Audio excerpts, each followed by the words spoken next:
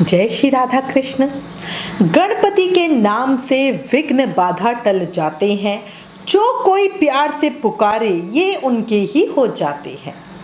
जो कोई मन से गणेश जी को बुलाता है, रिद्धि सिद्धि संग में पाता है। बोला गणेश जी महाराज की जय, वैशाख के ठाकुर की जय। अब आज आपको इस वीडियो में वैशाख के पावन महीने में गणेश जी की कहानी सुनाती हूँ। कहानी सुनते हुए हाथ में फूल, पैसे और चावल ले लेना। एक जयकारा बोलो गणेश जी महाराज की जय। एक नगर में एक राजा रहता था जिसकी दो रानियां थी। बड़ी रानी बड़ी घमंडी और कुटिल स्वभाव की थी। उसके दो पुत्र थे। इसकी दूसरी तरफ छोटी रानी बड़ी विनम्र और दयालु थी। वो गणेश जी महाराज की परम भक्त थी और हर दिन गणेश जी महाराज की पूजा आराधना बड़े प्रेम और भाव से करती। पर उसकी जिंदगी का एक सबसे बड़ा दुख था कि उसके कोई संतान नहीं थी। बड़ी रानी चिढ़ और जलन के कारण छोटी रानी को पसंद नहीं करती थी और वो राजा का छोटी रानी के पास जाना बर्दाश्त भी नहीं करती थी। एक बार राजा तीर्थ स्थल पर जाने लगा तो उसने बड़ी रानी से साथ चलने को बोला, पर बड़ी रानी ने जाने से मना कर दिया। तीर्थ की परेशानी कौन ही लेगा, और बोली आप अकेले जाइए, हम दोनों रानियां मिलकर राज्य का कामकाज संभाल लेंगी। वो खुद भी नहीं गई और उसने छोटी रानी को भी नहीं जाने दिया। राजा ने बड़ी रानी से पूछा, आपको वहां के मेले में से मैं आपके लिए क्या चीज लेकर आऊं? तब बड़ी रानी ने कपड़े, गहने, बच्चों के खिलौने, बहुत सारी चीजें राजा को बता दी। अब राजा ने सुन ली। उसने कहा ठीक है। फिर यही बात उस राजा ने छोटी रानी से पूछी तो वो बोली कि मुझे तो कुछ भी नहीं चाहिए। अब राजा तीर्थ स्थल के लिए निकल गया। रास्ते में वो सोचने लगा कि छोटी रानी अपने लिए कभी कुछ नहीं मांगती, तो क्यों ना मैं उसके लिए वहां से गणेश भगवान की प्रतिमा लेकर आऊं।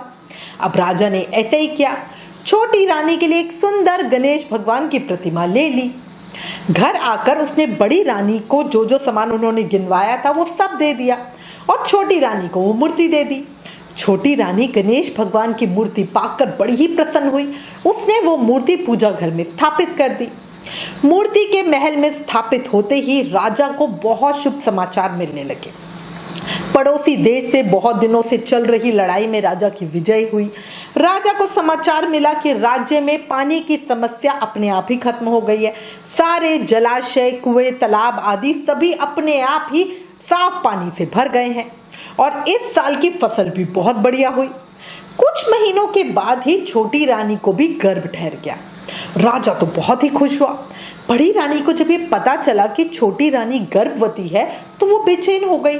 वो नहीं चाहती थी कि छोटी रानी के भी बच्चा हो जाए। बड़ी रानी सोचने लगी कि जब से ये गणेश भगवान की प्रतिमा यहाँ महल में स्थापित हुई है तब से इनके साथ सब अच्छा ही अच्छा हो रहा है। उसने अपनी दासियों को मूर्ति चुराने को कहा। दासियां बड़ी रानी की आज्ञा मानकर मूर्ति चुरा लाई। बड़ी रानी ने वो मूर्ति पास ही के एक कुएं में गिरा दी। अब उसने रानी ने तो सोचा कि चलो आफत टली, अब मूर्ति भी नहीं है, कोई अच्छा समाचार भी नहीं मिलेगा। पर रातों रात उस जगह एक पेड़ उग गया।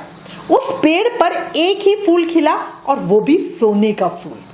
सुबह हुई, सब उस पेड़ को देखकर बड़े आश्चर्य में पड़ गए और उस पर सोने का फूल देखकर सबके मन में लालच भी आ गया और सभी उस फूल को लेने की कोशिश करने लगे। पर उस फूल तक किसी का हाथ ही नहीं पहुंचा था। सबने हर प्रयास करके देख लिया। जब राजा को इस बात का पता चला तो वो बड़ी रानी के साथ उस जगह पे गए और फूल को तोड़ने की बड़ी कोशिश की, पर वो भी फूल ना पा पाए। फिर छोटी रानी को वहां बुलाया गया। छोटी रानी आई और फूल के नीचे अपना आंचल फैला के खड़ी हो गई और गणेश जी का नाम लेने लगी। तभी फूल पेड़ पे से गिरकर अपने आप उसकी झोली में आ गया। झोली में फूल गिरते ही वो गणेश भगवान की प्रतिमा में बदल गया।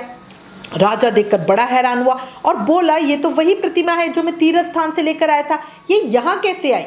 छोटी रानी बोली, मैं कुछ नहीं जानती, मैं तो कल से इस प्रतिमा को ढूंढ रही हूँ। तभी प्रतिमा से आवाज आई कि जिसने भी ये काम किया है वो खुद ही सारी बात बता दे। पर बड़ी रानी शर्म और डर के कारण कुछ भी नहीं बोली। तभी वहां कुएं के पानी में सबने वो दृश्य देखा जब बड़ी रानी दासियों को मूर्ति चुराने के लिए कह रही थी और दासी के मूर्ति लाने के बाद बड़ी रानी ने मूर्ति को कुएं में गिरा दिया था। ये दृश्य सबने कुएं के पानी में देखा।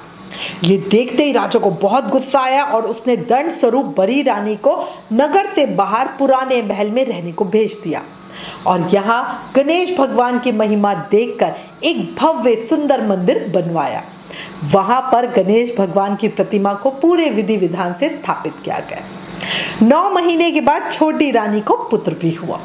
राजा ने घर घर में गणेश भगवान की पूजा का आदेश दिया। समस्त नगरवासी गणेश भगवान की पूजा करने लगे। गणेश भगवान के नित्य नियम निभाने से नगर में सुख समृद्धि का वास हो गया। हे गणेश जी महाराज, जैसे आपने छोटी रानी पर कृपा करी, वैसे ही अपने सभी भक्तों पर अपनी कृपा बनाए रखना। कहानी अधूरी हो तो पूरी करना, पूरी हो तो हम सबका मान रखना। इस कहानी को कहते सुनते हुकारा भरते सबके दुख दरिद्रता दूर करना। बोला गणेश जी महाराज की जय, वैशाख के ठाकुर की जय।